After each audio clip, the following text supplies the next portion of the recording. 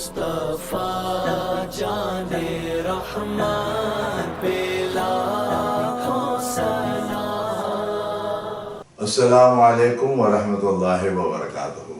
میں ہوں مجید اللہ قادری، ادارہ تحقیقات امام احمد یوٹیوب چینل میں آپ سب کو میں خوش آمدید کہتا ہوں۔ آپ کے علم میں ہے کہ ہم نے ایک سلسلہ مشائخ قادریہ رضویہ کے تذکرے کا شروع کیا ہوا ہے، اور جو مہینہ مبارک چل رہا ہوتا ہے اس کے اندر جو ہمارے انتقال فرما گئے ہیں، ہم ان کی نسبت سے ان کی تاریخوں میں کوشش کرتے ہیں کہ ان کا ذکر خیر ہو جائے، اور آپ کے علم میں بھی آئے کہ سلسلہ قادریہ رضویہ کے جو مشائخ ہیں وہ کن کن ایام میں ان کا وصال ہوا۔ تو آج میں آپ کے سامنے جس شخصیت کا تذکرہ کرنے جا رہا ہوں، یہ ہمارے سلسلہ عالیہ قادریہ برکاتیہ رضویہ کے 16ویں امامی طریقت ہے۔ آپ کا نام نامی ہے مبارک بن علی بغدادی مخزومی، اور کنیت ہے آپ کی ابو سعد، اور آپ بغدادی شریف میں پیدا ہوئے، اور 27 شعبان 508 میں آپ کا وصال ہوا۔ اعلیٰ حضرت فرماتے ہیں کہ اللہم صلی وسلم وبارک علیہ وعلیہم وعلی مولانا الشیخ ابی سعید مخزومی رضی اللہ تعالی، اور یوں بھی خراج عقیدت پیش کرتے ہیں اور ان کا وسیلہ اللہ کی بارگاہ میں پیش کرتے ہیں کہ بل فرح کا صدقہ کر غم کو فرح دے حسن سعاد، بل فرح کا صدقہ کر غم کو فرح دے حسن سعاد، بل حسن اور بو سعید سعد اللہ کے واسطے۔ آپ کی جو سب سے بڑی وجہ شہرت ہے اہل اللہ میں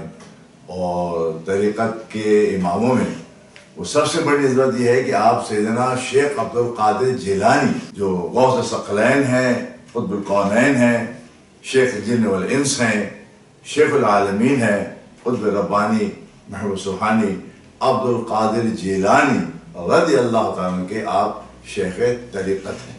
یعنی سیدنا غوث اعظم نے آپ کے ہاتھ پر بیعت کی تھی سلسلہ قادریہ کے اندر۔ یہی کہی سلسلہ قادریہ کا شروع ہوگا غوث اعظم کے نام سے، لیکن اسی چین کے اندر جو چل رہی تھی سیدنا مخزومی رضی اللہ عنہ آپ کی شیخ طریقت ہے۔ آپ جانتے ہیں کہ ہمارے جتنے بھی مشائخ ہیں، اور جتنا بھی آپ پیچھے جائیں گے، صدیوں میں پیچھے جائیں گے، اتنے ہی آپ کو اعلیٰ سے اعلیٰ تقویٰ طہارت کے نمونے نظر آئیں گے۔ ہر ایک اپنی جگہ ایک اعلیٰ نمونہ ہوتا ہے، اور وہ اعلیٰ نمونہ تقویٰ طہارت کا اس وقت بنے گا، یاد رکھیے آج بھی بن سکتا ہے اور آج بھی ہیں، جو قرآن حدیث اللہ رسول کے احکامات کو پورا جانتے ہیں، پڑھتے ہیں، مانتے ہیں اور عمل کرتے ہیں، وہی سب زیادہ تقوی والے ہوتے ہیں۔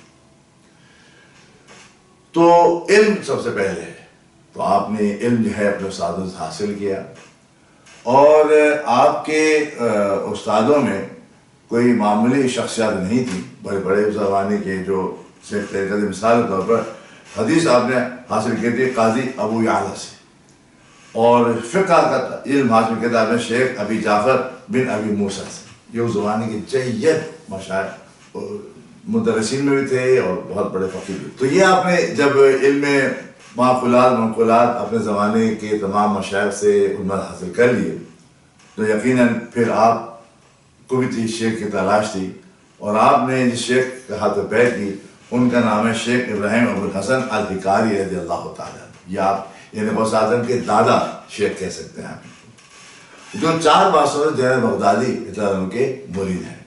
تو یہ سلسلہ جنیدیہ بھی آپ کہہ سکتے ہیں چل رہا تھا، اور سلسلہ جنیدیہ کے اندر ابو مخزومی رضی اللہ عنہ آتے ہیں، اسی سلسلہ جنیدیہ کے اندر غوث اعظم آتے ہیں، اور پھر ان کے بعد یہ سلسلہ جو ہے جنیدیہ کے ساتھ قادریہ کے نام سے مشہور و معروف ہو گیا۔ اب یہ سلسلہ قادریہ ہی کہلاتا ہے۔ آپ بغداد کے، میں نے کہا کہ اچھا بغداد آپ یاد رکھیے کہ ہمارے نہیں، ہمارے تو سلسلے کے 17 مسلسل مشائخ سیدنا حضرت کاظم رضا سے لے کر اور سیدنا احمد جیلانی تک، یہ تقریباً 17 افراد ہیں جو بغداد ہی میں پیدا ہوئے اکثریت ان کی، اور بغداد ہی میں وصال ہوئے، اور بغداد ہی میں انہوں نے اپنے زمانے کے اندر فروغ دیا ہے سلسلے کو۔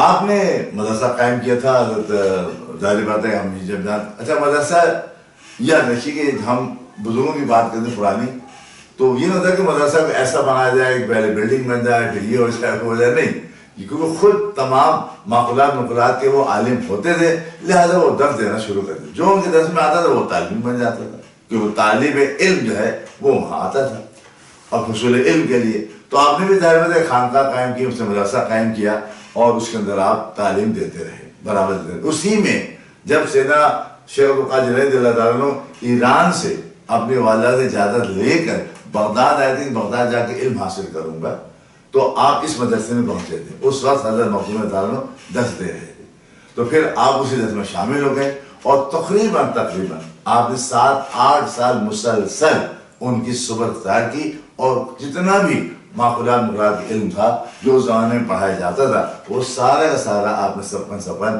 اپنے استاد سے حاصل کر لیا. اس میں حضرت مخدومی ہیں جو آپ شیخ طریقہ تھے، بعد میں جائے گا آپ نے بیعت بھی کیا آپ نے، تو آپ نے حاصل کیا. لیکن اس کے بعد شیخ عبدالقادر رضی اللہ تعالیٰ عنہ تو چلے گئے اپنے مجاہدے کی طرف. اب یہ شیخ نے بھیجا تھا واللہ علیہ السلام.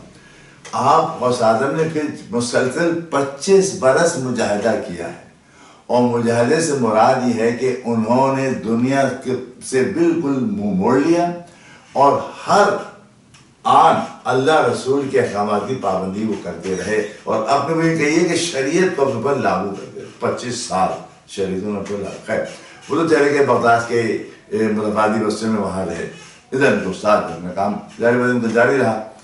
جب سیدنا غوث اعظم رضی اللہ عنہ کو اللہ کی طرف سے القاء ہوا کہ جاؤ اب جا کر بغداد میں اب آپ جا کے تبلیغ کیجیے، تو پھر آپ واپس آئے اپنے. لیکن اس آنے کا واقعی بھی ایک وجہ ہے، میں آپ کو آگے بتاتا ہوں. سیدنا مخدومی رضی اللہ عنہ کے دربار آپ بہت بڑے عالم ہی نہیں تھے بلکہ بہت بڑے صاحب نظر بزرگ بھی تھے.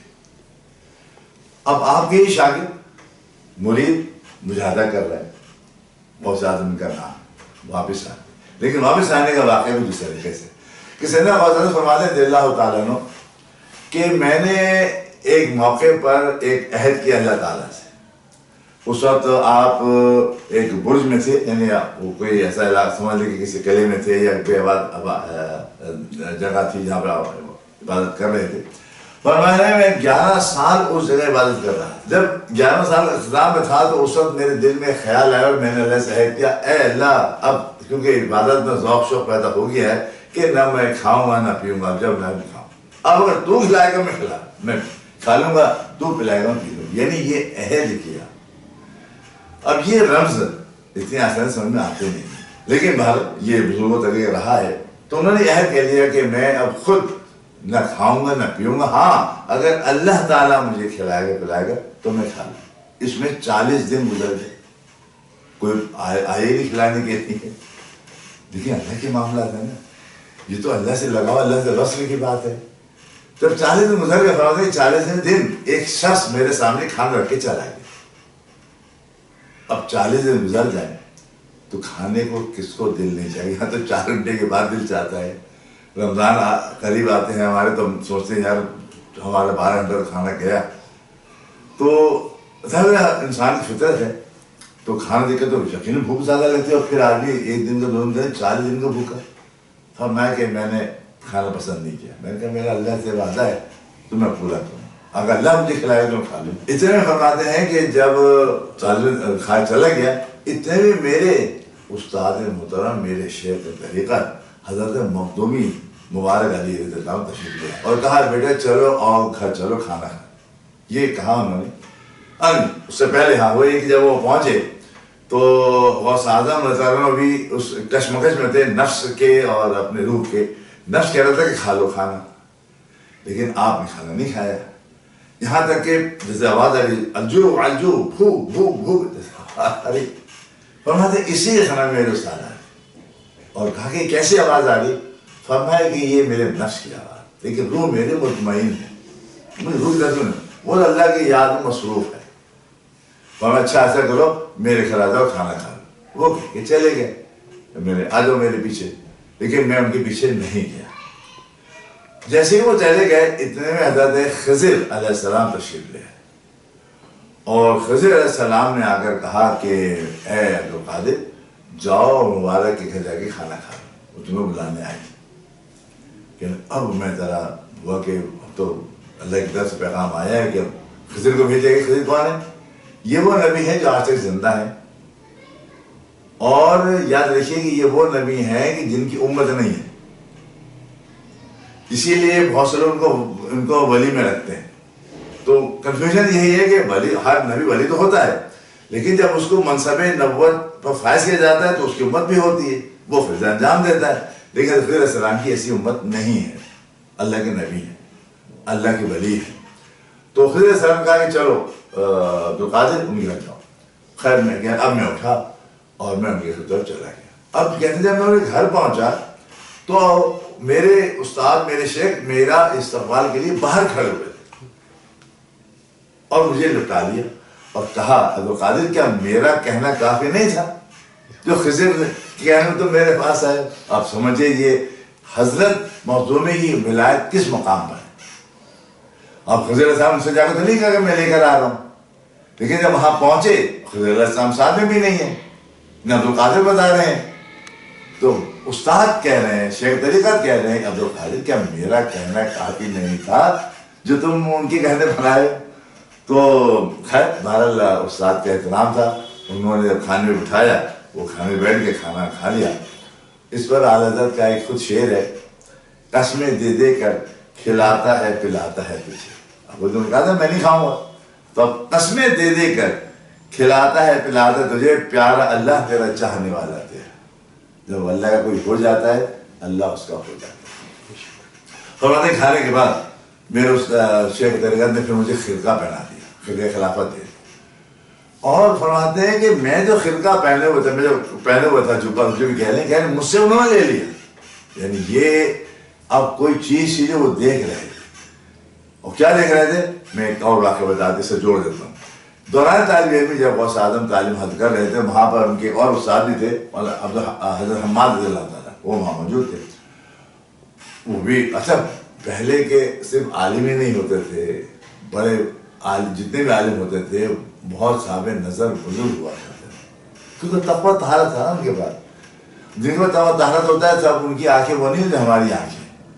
اب اللہ تعالیٰ ان کو آنکھوں سے دکھاتا ہے، کانوں سے سناتا ہے.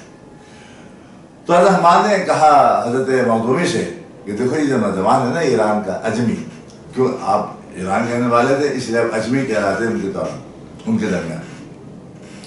ہمیں یہ جو نوجوان اجمی ہے نا یہ وقت کا بہت بڑا ولی ہے. یہ کب کہہ رہے ہیں جب آپ عبدالقادر جیلانی طالب علم ہے مدرسے کے اندر، اور دو بڑے مشائخ، دو بڑے بزرگ، دو بڑے فقی استاد مجتہد گفتگو کر رہے ہیں کس کے مطابق؟ عبدالقادر رضی اللہ تعالیٰ. فرمایا کہ میں دیکھ رہا ہوں کہ ایک وقت آئے گا کہ یہ کہے گا قدمی حاضی علی رقبۃ کل ولی اللہ، کہ میرا قدم تمام اولیاء کی گردنوں پر ہوگا. یہ اس وقت کی بشارت ہے کہ جب ابھی آپ طالب علم ہیں. اور حقیقت بھی ایسی ہوئی کہ جب آپ مسند پر بیٹھے ہیں آ کر اور آپ نے موقع پر یہ کہا ہے تو اس وقت جتنے بھی مشائخ ان کے سامنے موجود تھے، جو ان کے سامنے موجود تھے انہوں نے گردنیں جھکائیں، سر جھکایا، یعنی لبیک کہا کہ بے شک آپ کا سر ہمارے گردنوں پر ہے، یعنی آپ کی ولایت ہمارے اوپر ہے، آپ ولایتوں سے اوپر ہے. اس کے معنی یہ بھی ہے، یہ نہیں کہ وہ گردن جھکا رہے ہیں اللہ کے سامنے جھکائی جاتی ہے وہاں کیوں جھکا رہے ہیں کوئی کہے گا. معنی یہ نہیں ہے، معنی یہ ہے کہ اب غوث اعظم کی جو ولایت ہے اس کے نیچے تمام ولایتیں ہیں. یہ معنی ہے اس کے اصل میں. تو اس طریقے سے آپ کو یہ مقام حاصل ہوا.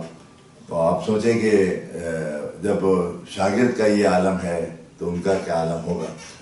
لیکن یہ بات اور بات سامنے آئی کہ ایک مرید اپنے شیخ کے طریقہ سے علمی مرتبے کے اندر یا روحانی مرتبے کے اندر آگے نکل سکتا ہے. اور یہ غوث اعظم نے ثابت کیا کہ بے شک ان کے جو شیخ طریقت تھے، استاد تھے، ان سے وہ کہیں زیادہ آگے نکل گئے، لیکن ہمیشہ انہوں نے اپنے بزرگ کی عزت کی ہے. اور حضرت مخدومی بھی اس طرح عزت کرتے جیسے کہ وہ ان کے شیخ ہیں. تو اللہ رب العزت آپ کا جو وصال ہوا تھا 27 شعبان کو قریبی ہے اللہ تعالیٰ، اور 508 ہوا تھا بغداد کے اندر، وہیں ان کا مدار مبارک بھی ہے. اور اللہ تعالیٰ ان کی برکت اور برکت عطا فرمائے. اعلیٰ حضرت کے ہی اس شعر پر ایک تو پھر خراج عقیدت بھی ہے اور ان کا اللہ کی بارگاہ میں ہم وسیلہ بھی پیش کر رہے ہیں. سرور مخزوم سیف اللہ خالد بقرب، سرور مخزوم سیف اللہ خالد بقرب بو سعیدہ اسعدہ سعد الورا امداد کن، بو سعیدہ اسعدہ سعد الورا امداد. جو ان کی فیض برکات سے اللہ تعالیٰ ہمیں سے استفادہ کی توفیق فرمائے. ومعنا الا البلاغ. مصطفیٰ جان رحمان پہ لاکھوں